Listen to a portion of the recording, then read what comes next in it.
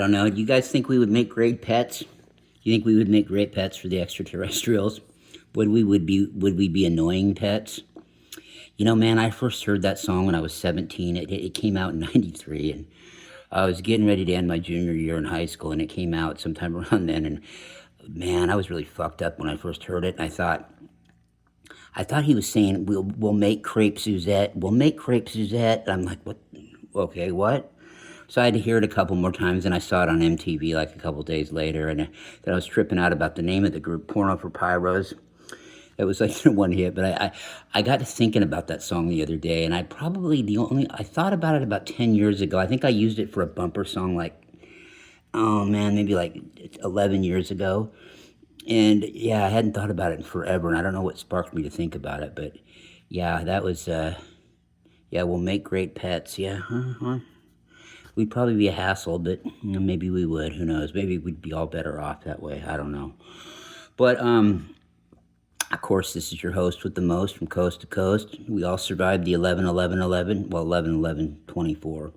I keep saying 11-11-11 because I had posted a video. I did a video back on 11-10-11 with my dad. We were taking the dogs for a long walk, and I did a video where I'm talking to him in it, and there is a part. I couldn't really watch it again. I posted it last night, but because we have the 4 dogs with us. 3 of them have since passed, including the second love of my life, well, the 4th love of my life after my kids and a certain other person.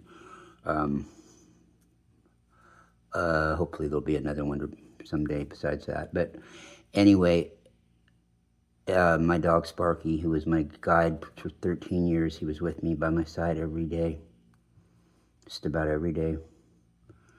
And I'm still rocking and reeling from that loss a year and a half ago. It's been a tough year, people, for me, man. I mean, my kids are all grown, and they're all doing their own thing. And my wife and I split up. We've been separated for 2 years. Still haven't got divorced yet, but that's coming. My dog's gone. Oh, man, I'll tell you, it's been crazy. But you know what? We all go through our ups and downs, and that's just how it works, and that's how the ball bounces, G. You know what I'm saying? So, but I made that video back on 11-10-11, and there's a part in there where I'm like over and over, I'm like going 11-11-11, 11-11-11. I think my dad started looking at me weird, and I quit saying it, but that was when I had only been awakened, or I say awakened, I'd had my UFO contacts, the first ones about, well, it was 10-28 of, or 12-28 of 10, so been about, yeah, it'd been, about a month and a half, a little over a month and a half short of a year at that point since I'd had it. And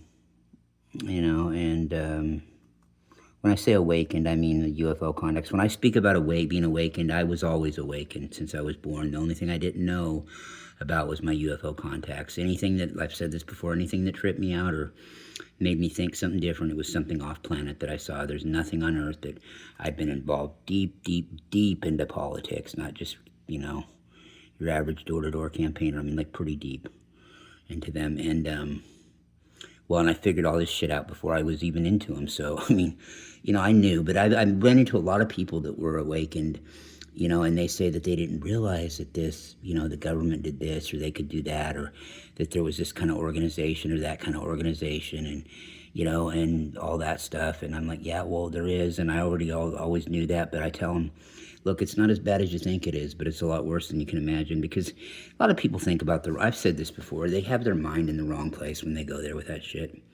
I mean, it is what it is. People are people on every level. Everybody is just on a growth path right now. I mean, we all are, no matter where you're at, no matter how evil or good you're perceived to be. Everybody's on a growth path. Everybody's a human. Nobody's this separate thing from you. We're all part of God. We're all a collective. Every single soul that's ever lived. I mean, really, there's none of this separation. I mean, even you take the reptilians, for instance, Draconians, the Orion, yeah, them creepy fucks. But you gotta love them too, because they're listen, they were created by the same source, and I don't necessarily mean the creator of all creation. They're created by the same sources that the Sirians were, the Pleiadians were, the humans on Earth were. Same group of people created them all. Yep, created us all. Yep, that's true. It's true. You know, I've got my story to tell about Lyra. You know, I've been talking about doing it forever. I've got it ready. There's 18 pages though worth of shit, and I'm just trying to figure out if I'm going to be able to get through it without having to do it in volumes and everything, and talk about my past life in Lyra and the Pleiades. It's so clear to me now. And but the thing I was also going to go into was that information that I had received about where we're from and who settled us here and who, you know, and whatnot, and who where they were from.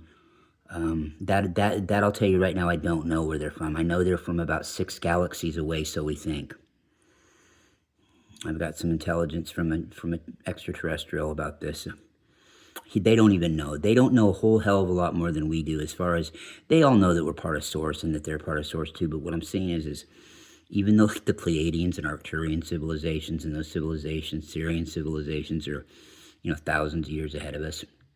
When it comes to the God thing, they're not, though. They're more spiritually involved than we are. But when it comes to knowing exactly who the creator was and what the creation was, as far as the history and the lineage of it go, right? And I guess it really doesn't matter because, you know, we know that we're all one with creation. You know, that we are all one, and that when we wake up to full consciousness, we'll be the same thing. I'll be you, you'll be me, and we'll just be one mind using 90% of our brain, not 10, or 100% of our brain, not 10, but more so than that, 9,000, you know, not 9 times the brain, but 9,000 more times the consciousness, you know, and really in full total awareness. But they don't understand more about that much more about our lineage than we do. They really don't at all. For as way ahead as they are, as they have not much of a clue more than we do. There's some people that have kept some secrets in their civilizations, and you know, they know, even those people know a little bit, but they don't know where these were the gods. When we talk about the gods, these are the gods we're talking about. These were true helping gods, not manipulating gods. They talk about the Anunnaki and stuff. The Anunnaki's fucking recent, man. That shit with the Nibiru, that's recent.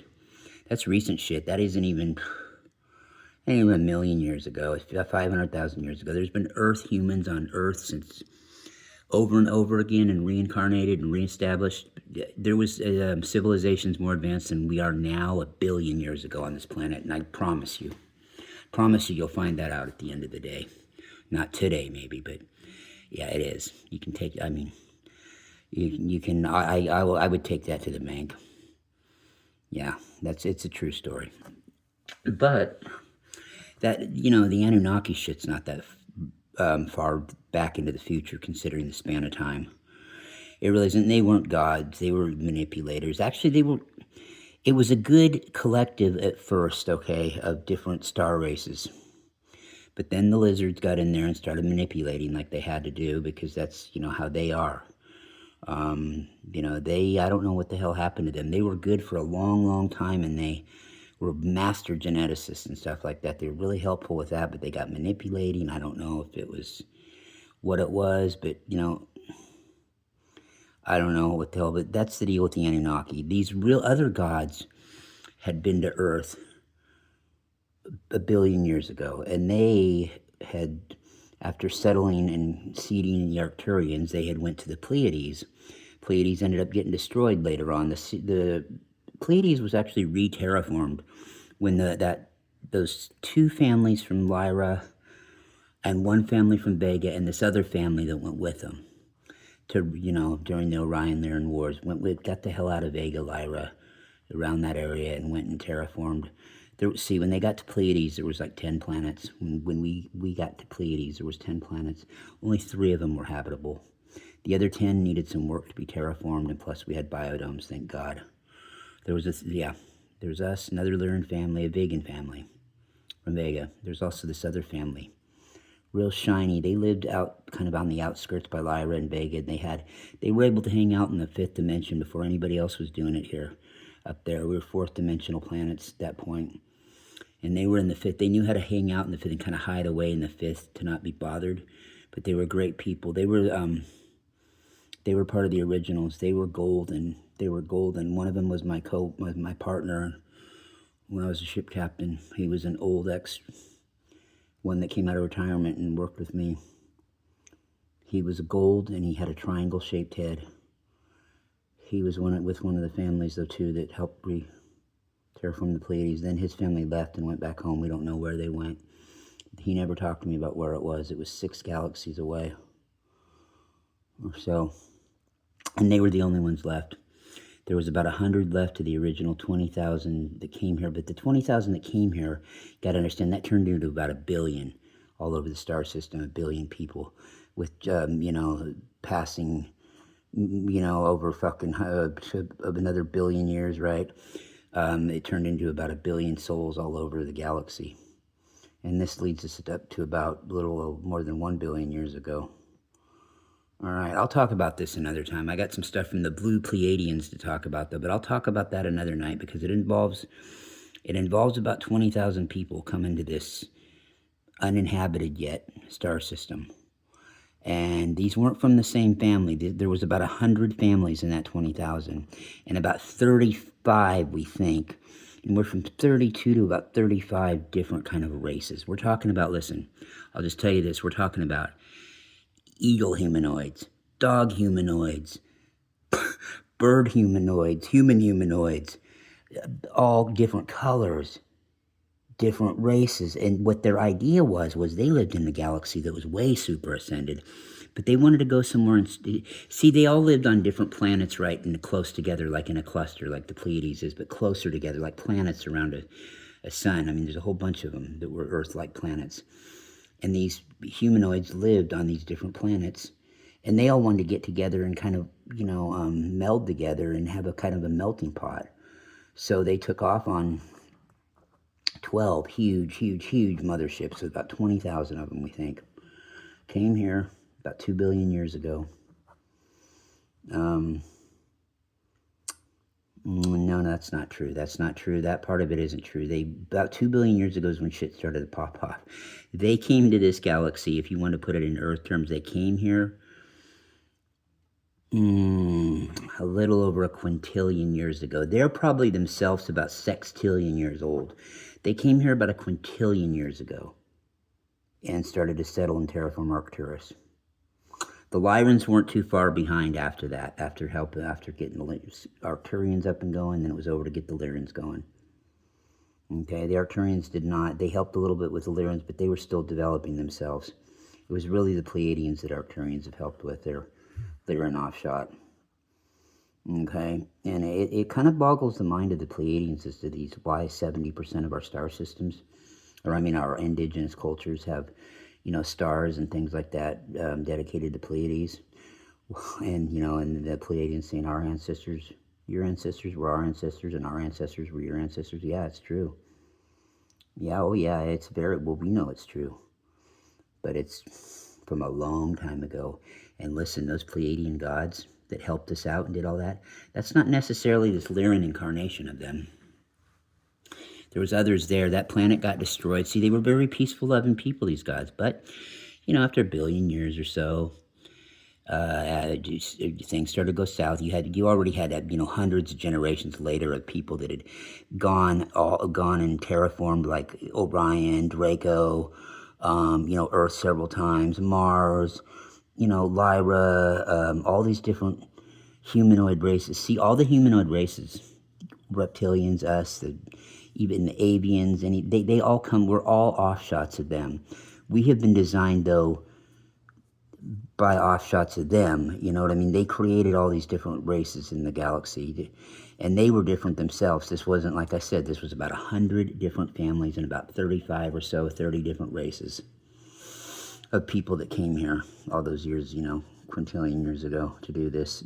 So listen, you know, it was kind of a relief to get this answer. I had been knocking my head out wondering. I know the Arcturians are the oldest humanoid race in this galaxy. We can argue about them in Lyra. They say the Lyrans are the oldest, closest to Earth human type race in the galaxy.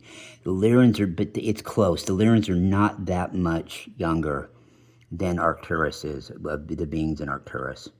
Okay, it's like 1A, 1B, but Lyra is a little bit younger. All in all, okay, but it really doesn't matter. I mean, we could get caught up in squabbling about that, though, and forget about the bigger picture, I suppose. Oh, yeah, I'll agree with you. Lyra's older, fuck it. Yeah, you know, but, so those were their first 2 babies, Lyran constellation and Arcturus. They were about to run out of food and supplies and shit. They had enough for 5 years. Lady in this diary transcript that was read by a guide of mine one time, she was writing about, it was during her she had been here several lifetimes already, and when those wars, a bunch of wars were popping off between the younger generations, planets were getting destroyed, and her mom saved a writing, or her daughter or something saved one of her writings, and she was writing in there that she hadn't felt that kind of anxiety and angst, and was reflecting on when they came over here and when they were trying to find somewhere to settle. And she said, I must have, something to the effect of, I must have counted 3, 4, 5 galaxies now we passed through. We're almost out of supplies. I hope we find somewhere soon. We're about to run out of time. I understand Earth time to them is different, but this is what was kind of tracked down, that it was a 5-year, they had enough supplies for 5 years before they had to really find somewhere to, settle up.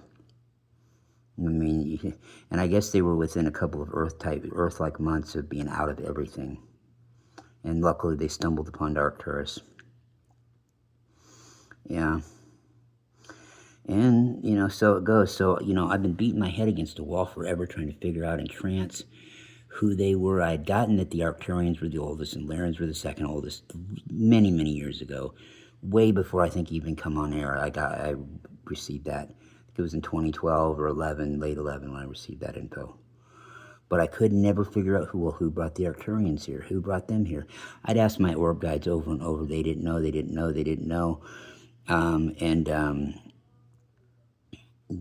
would just beat my head against the wall trying to find out who seeded them here. Then I told my guides finally, I hadn't talked to them about it in a couple of years, and I told the orbs, I'm like, you know what I'm going to do? I'm going to start looking at maps of galaxies that are close to us, and see if anything stands out in my mind from past lives. And they didn't say nothing. And then the rainbow one and the blue one came to me, like in my consciousness later, and wanted to talk to me about something that they had found out.